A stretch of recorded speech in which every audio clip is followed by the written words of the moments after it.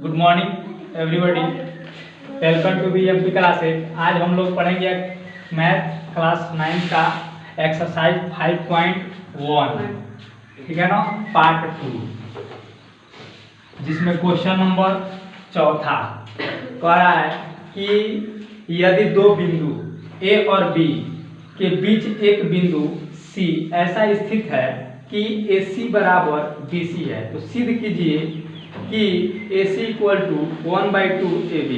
कहने का मतलब एक दो बिंदु दी गई है A और B, इसके बीच में कहीं C है। क्या है? C है। तो आपको इसमें गिवन है, क्या है?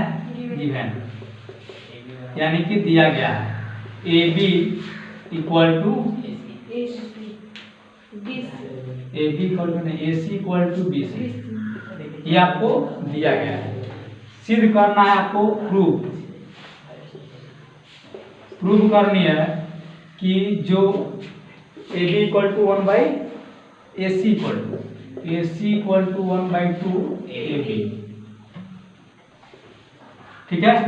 तो हम लोग अब इसमें करेंगे प्रूफ। देखिए कैसे, कहने का मतलब AB एक दो बिंदु दी गई है जिसके बीच में क्या है? C है, और इसमें आपको गिवन में दिया है AC बराबर BC, और सिद्ध करना है आपको क्या? AC 1/2 AB, AC equal to 1/2 AB। इसमें आपको प्रूविंग अब देखिए कैसे होगा। सबसे पहले हम लोग जानते हैं अभिकृति नंबर 2 से। किससे? अभिकृति नंबर 2 से।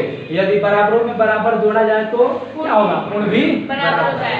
यदि बराबरों में बराबर अगर जोड़ते हैं तो पूर्ण भी क्या होता है? बराबर होता है। जैसे यहाँ पे जो दिया गया है इसको लिख लीजिए, AC इक्वल टू BC। अब इसमें आपको जोड़ना क्या है? दोनों में बराबरों में बराबर जोड़िए, AC इक्वल टू BC। तो यानी कहने का मतलब AC इसमें भी जोड़िए और AC इसमें भी जोड़िए। यहाँ जैसे थोड़ा सा एक बढ़ा लीजिए, इसमें दिया गया है BC, AC आपको इसमें भी ऐड कर लेना है और AC इसमें भी ऐड कर लेना है। ये जो AC पार्ट है ये दोनों में क्या कर लेंगे? जोड़ लेंगे, यानी बराबरों को बराबर में जोड़ा जाए तो क्या होगा? पूर्ण भी बराबर होगा। इसलिए AC इधर भी जोड़ दिया गया, AC इधर भी जोड़ दिया गया, क्योंकि AC बराबर BC था तो बराबर को बराबर में जोड़ दिया गया, तो कोई अंतर नहीं मिलेगा। अब यहाँ पे देखिए, एक AC और एक AC मिलके कितना AC हो जाएगा? 2AC होगा ना। यहाँ पे जो है BC और AC, तो हम इसको क्या कर दे रहे हैं? थोड़ा सा एक्सचेंज कर दे रहा है। AC को पहले लिख दे रहा है और BC को बाद में। कोई दिक्कत? No sir. देखिए अब AC प्लस BC किसके बराबर है? यहाँ से लेके यहाँ तक के बराबर है, यानी कि AB के बराबर है। ये दोनों को अगर जोड़ते हैं हम लोग तो किसके बराबर हो जाएगा? AB के बराबर, यानी 2AC इक्वल टू AB। समझ में आ रहा है? और जब यहाँ तक आ गया आपको समझ में, तो देखिए दो जो है किसमें है? 2 मल्टीप्लाई में। किसमें है? मल्टीप्लाई में। इक्वलिटी पे उधर जाएगा तो क्या हो जाएगा? डिवाइड, यानी कि AC इक्वल टू 1/2 क्या? AB। यही आपको क्या करना है? सिद्ध करना है। यही हो जाएगा प्रूफ। इति सिद्धम, यही हो जाएगा आपका आंसर। ठीक है, कोई दिक्कत? इसमें देखिए एक और 7वां जो अभिकृति था, क्या था 7वां? ये वस्तुएं, यानी एक वस्तुओं के आधे परस्पर क्या होते हैं? बराबर होते हैं। तो इसके हम लोग नीचे या कहीं लिख लेंगे, ये एक वस्तुएं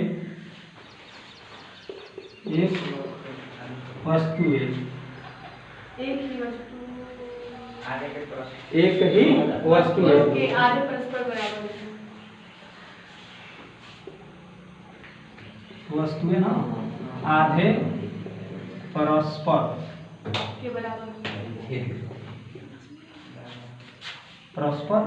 बराबर होते हैं। कोई दिक्कत का समस्या, परेशानी, प्रॉब्लम इसमें? नोटेड कीजिए। क्वेश्चन नंबर 5, इसमें देखिए कह रहा है कि प्रश्न 4 में C रेखाखंड AB का एक मध्य बिंदु कहलाता है, तो सिद्ध कीजिए कि एक रेखाखंड का एक और केवल एक ही बिंदु, मध्य बिंदु मतलब होता है, जो रेखाखंड आपको दी गई है, तो हम लोग मानेंगे इसमें सॉल्व जब करेंगे तो मानेंगे जो कि AB के जो मध्य बिंदु है माना, यानी कि लेट AB के मध्य बिंदु कौन है? B और C, B और C नहीं, C और D, C और D है। माना AB के मध्य बिंदु कौन कौन है? वो C और D है, यानी AB के दो मध्य बिंदु होंगे और C और D, जहां C और D अलग अलग बिंदु हैं, जहां C और D अलग अलग या अलग बिंदु है। कहने का मतलब एक संख्या रेखा है, इस पे जो AB रेखा है, इस पे कहीं C है तो कहीं D है, और इसको हम लोग को सिद्ध करना है जो C और D है ये एक दूसरे के समपाती हैं। प्रश्न 4 के अनुसार अभी जो हल किए थे हम लोग उसी के अनुसार हम लोग बताएंगे, यानी प्रश्न 4 के अनुसार यदि प्रश्न 4 के अनुसार क्या हल किए थे हम लोग? प्रश्न 4 में हल किए थे कि AC जो होगा क्या होगा? इक्वल टू 1/2 हाफ, यानी कि AB के बराबर होगा। तो उसी में इसी तरीके से इसमें भी करेंगे कि प्रश्न 4 के हल के अनुसार यदि बिंदु रेखाखंड ये अनुसार बिंदु रेखाखंड यानी खंड इसमें बट रहा है ना, यहाँ से एक खंड, यहाँ से एक खंड, यहाँ से एक खंड। रेखाखंड क्या है? बिंदु रेखाखंड AB और CD जो भी दिया गया है ABCD, उसके अनुसार अगर मान लीजिए हम लोग मान ले AB का मध्य बिंदु क्या है? AB का मध्य बिंदु C है, क्या है वो? C हो तो क्या होगा? अभी हम लोग सिद्ध किए थे AC इक्वल टू AC की AD, AC में सिद्ध किए थे AC equal to half AB, ये हम लोग 4 में सिद्ध किए थे। तो जब AB का मध्य बिंदु क्या होगा? AC होगा, क्या होगा? AC होगा। तो AC equal to half AB, यानी कि इक्वेशन नंबर इसको हम लोग बना लेंगे क्या? फर्स्ट, यानी समीकरण नंबर 1 के अनुसार। तो उसी प्रकार 4 के ही अनुसार, यानी कि इसी प्रकार प्रश्न 4 के अनुसार बिंदु चेंज किया जाएगा, वहां C है तो यहाँ पे क्या हो जाएगा? D रेखा खंड AB का मध्य बिंदु क्या है? D हो तो जब D होगा तो AD इक्वल टू हाफ क्या हो जाएगा? AB, equation number 2।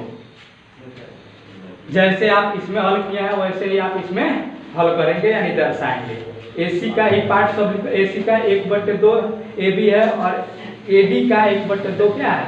AB है, यानी इक्वेशन जो बना है नंबर 1 में, जो आप अभिगिनती नंबर 1 जो पढ़े हैं, वे वस्तुएं जो क्या होते हैं? एक दूसरे के ही, एक ही वस्तु के बराबर होती है, वो एक दूसरे के ही बराबर होता है। कहने का मतलब ये जो दोनों दिख रहा है आप AB हाफ AB और हाफ AB, वे वस्तुएं जो एक दूसरे के बराबर होती है वो तीसरे के भी क्या हो जाएगी? बराबर हो जाएगी। कहने का मतलब ये इसमें यह है कि यहाँ पे देखिए समीकरण 1 और 2 के अनुसार, समीकरण 1 और यानी इक्वेशन फर्स्ट एंड सेकेंड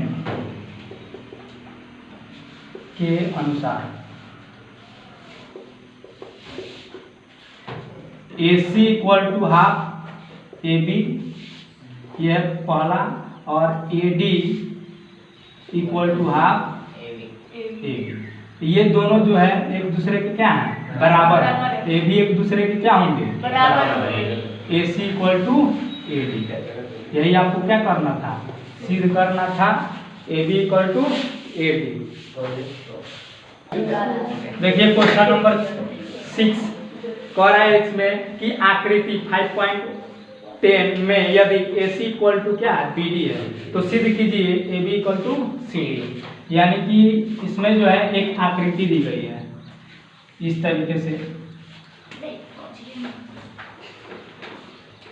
इसका नाम क्या है आकृति का, लाइन का AB, इसके मध्य में C है और D है, मध्य में या इधर उधर, ठीक है ना, इस प्रकार है। तो इसमें गिवन जो है क्या वो सॉल्व जब करेंगे इसमें जो गिवन है यानी कि दिया गया है, क्या दिया गया है, तो AB AC equal to BD, AB नहीं क्या दिया है, AC इक्वल टू BD, ये आपको गिवन में है। यहाँ पे देखिए लाइन, पूरी लाइन ऐसे नहीं है, नाम थोड़ा चेंज है बुक में, तो AB C और D इस तरीके से, तो AC इक्वल टू क्या है BD, यानी यहाँ से लेके ये दूरी और यहाँ से लेके ये दूरी, ये एक दूसरे के आपस में क्या है, बराबर है, ठीक है ना, यानी कि AC equal to BD। Clear, सिद्ध करना आपको, यानी प्रूफ,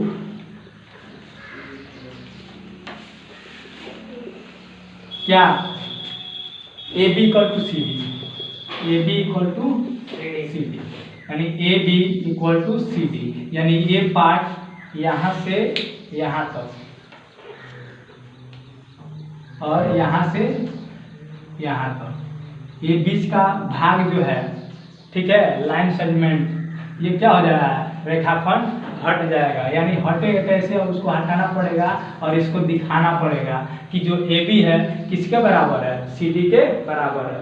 तो यहाँ से अब चालू होता है कि गिवन में जो दिया है AC इक्वल टू BD, इसको हम लोग इक्वेशन क्या मान लेंगे, फर्स्ट, क्या मान लेंगे बाबू, first, equation number first.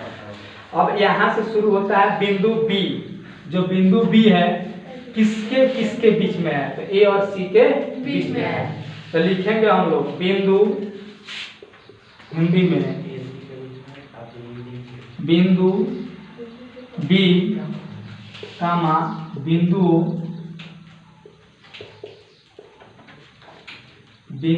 B कामा बिंदु A और C के बीच में क्या है, स्थित है,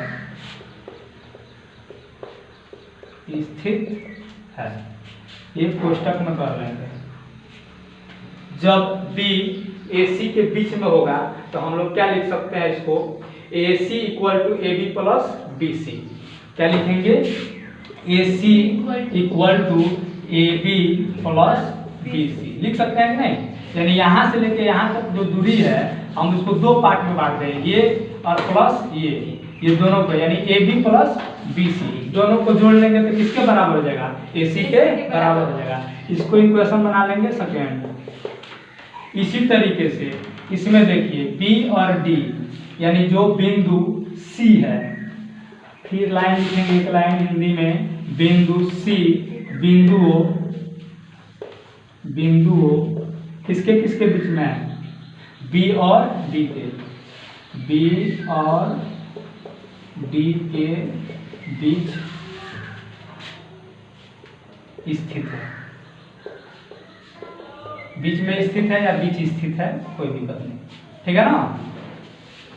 तो जब क्या होगा, C किसके बीच में स्थित हो रहा है, B और D के, तो हम लोग जब लिखेंगे BD, यानी कि BD इक्वल टू क्या क्या, BC प्लस CD लिख सकते हैं ना, यानी BD इक्वल टू क्या हो जाएगा, ये पार्ट और ये पार्ट दोनों को अगर ऐड कर ले तो हम लोग के बराबर किसके बराबर मिल जाएगा, BD के बराबर मिल जाएगा। यानी कि दूसरे भाग में लिखेंगे BC प्लस CD या DC, कोई दिक्कत नहीं है, लेकिन DC कहेंगे तो गांव में DC खोजने लगेंगे, इसलिए CD लिखिए जो कि पहले चला करता था, है ना। इसको बना लेंगे क्या हो, इक्वेशन नंबर थर्ड, इसको बना लिया जाएगा इक्वेशन नंबर थर्ड। अब लिखा जाएगा समीकरण एक में समीकरण 2 और समीकरण 3 को प्रतिस्थापित करने पर, समीकरण 1 में समीकरण 2 और को प्रतिस्थापित। प्रतिस्थापित का मतलब क्या समझ रहा है? उसके स्थान पे इसका मान रखने पर, यानी समीकरण 2(1) में 2 और 3 का मान क्या करेंगे? रखने पर या प्रतिस्थापित करने पर।